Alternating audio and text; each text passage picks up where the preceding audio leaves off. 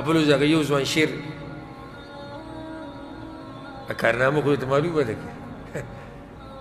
هغه مړي په ژوندوني لیدلي دي هغه امام ابو حنیفه لیدلی شیخ عبدالقادر جیلاني لیدلی دی تاسو ته یاد دي د کابل باباجي او که د کابل باباجي هم لیدلی او څه ما ته هغه نومونه مانه خو هېر دي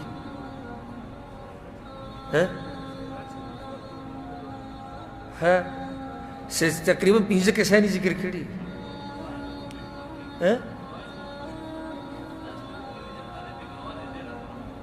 او نو دا ګواه خو به لازم پیش کېده که چې بیا خو خبره څوک نه وایي وابیان یې نه مني وی ته وی وابیان که ستا 1000 کاله عمر شي او ته قصې بیانې که نه نو بیا یې دلم نه منو زه دا منم چې تا مړی ولیدو چې لا داسې ویله چې په خوب کې مې ولیدو بیا هم پکې موږ تحقیق به کوو اکثر دوی په خوب کې هم دروغ وایي ډېر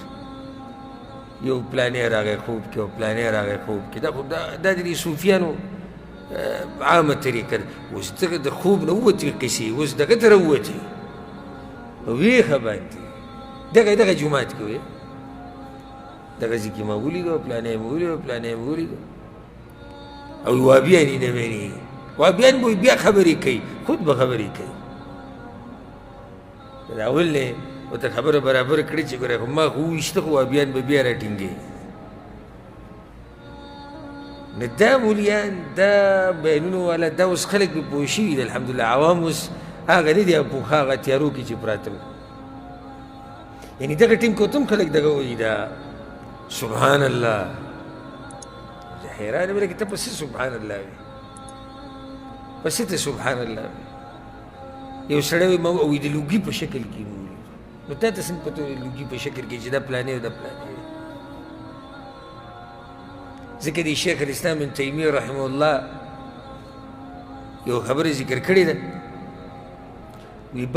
وی بعضو تصوف او اهل بدعو ته وایي شیطان قسمه قسم شکلونه جوړوي دوی بیا خلکو ته بیانوي د شیخ الاسلام ابن تیمیه دا خبره ذکر کړې نو کیدای شي چې دغه سیب باندې هم دغه چل شوی او که موږ څو پورې ژوندي وو انشاءالله د دې اهل بدعو دا بدعات او خرافات به راښکاره کوو باذن الله او په دې کې که څوک دمکي راکوي که څوک یرول کوي که څوک هر څه وایي خو موږ به انشاءالله حق واضحه کوو او باطل به هم راښکاره کوو